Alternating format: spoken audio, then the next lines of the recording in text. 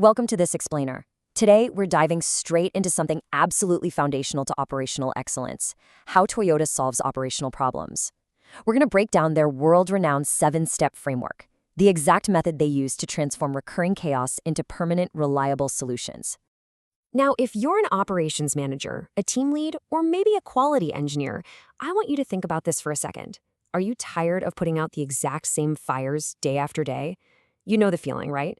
It's incredibly frustrating to think you've finally fixed an issue, only to have it pop right back up and completely disrupt your operations all over again.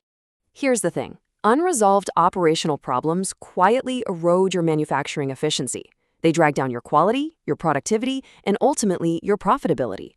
Without a structured framework, it's just human nature to default to reactive fixes. We just treat the symptoms. But as documented by Jeffrey K. Liker in his analysis of the Toyota way, there is a disciplined, data-driven alternative. Toyota's method is built on continuous improvement. It ensures you aren't just improvising responses to today's issues, but you're actually building sustainable solutions that prevent tomorrow's disruptions for good. So here's our roadmap for this explainer. First, we'll look at the cost of quick fixes. Second, how to identify and clarify early. Third, finding true root causes. Fourth, taking lasting corrective action. And finally, evaluate, standardize, and sustain. All right, let's jump right into section 1, the cost of quick fixes. The crucial takeaway here is this: most people don't have a problem-solving problem, they actually have a process problem. Quick fixes feel incredibly productive in the heat of the moment, sure, but they rarely actually fix anything permanently. When you jump straight to a fix without fully understanding what went wrong, you are absolutely guaranteeing that the same issue will return. It's literally like patching a high-pressure leak with a piece of tape instead of just fixing the pipe. Moving on to section 2, identify and clarify early. In Toyota's approach, catching anomalies early is anchored in a long-term vision. They never sacrifice a sustainable outcome for short-term convenience. Once an anomaly surfaces, you apply what's known as the 5W1H method. That's who, what, where, when, how, and why. Using this framework guarantees that absolutely nothing is overlooked. It gives your team this holistic, fact-based view of the issue right from the very start. Now, once you've identified the problem, you really have to clarify it. If you use a vague statement like products are failing, well, that just leads to scattered efforts. People end up guessing. But a clear statement, something like defective PCBs on production line 2 are producing 30% below baseline, that completely transforms a broad complaint into an actionable target. By pinpointing the exact scope, location, and measurable impact, you align your entire team. You stop wasting effort because everyone knows exactly what needs improvement and why. Let's transition over to section 3, finding true root causes. To find the real root cause, you have to look at where the problem actually lives.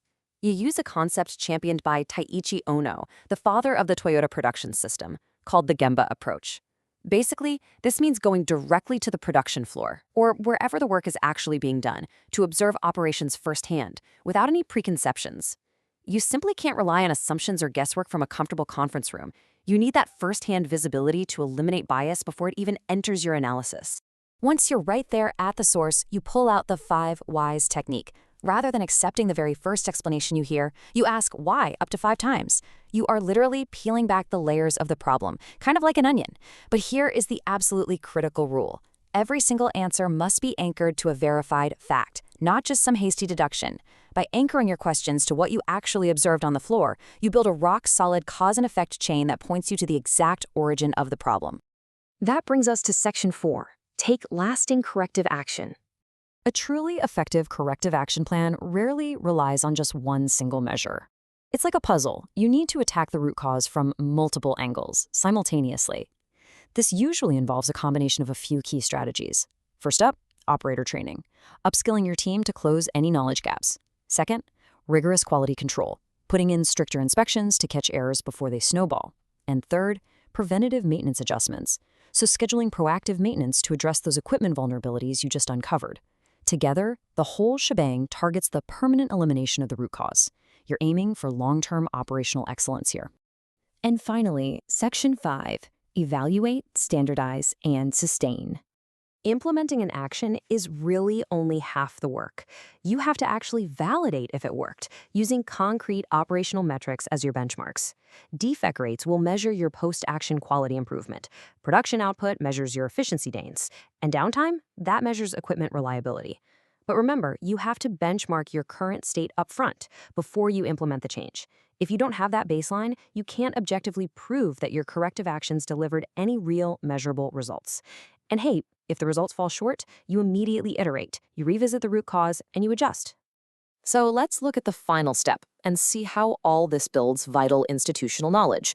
You absolutely must standardize your solutions. Document what worked. Revise your standard operating procedures, your SOPs. Update work instructions, and fully integrate these new practices into daily workflows. Because let's face it, verbal agreements fade over time. Documented processes do not. By locking in these improvements, you make sure your team doesn't just naturally drift back into the old habits that caused the problem in the first place. I want to highlight a core philosophy from Toyota's framework here. Solving problems effectively isn't about reacting fast, it's about responding smart. Standardization does way more than just fix a single issue. It reinforces accountability and creates this deeply embedded culture of continuous improvement across your entire organization.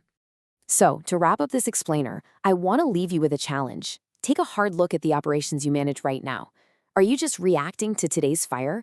Or are you actively applying this kind of framework to build a standardized system to prevent tomorrow's? Thanks for joining me today, and I highly encourage you to start implementing these 7 steps into your daily workflows right away.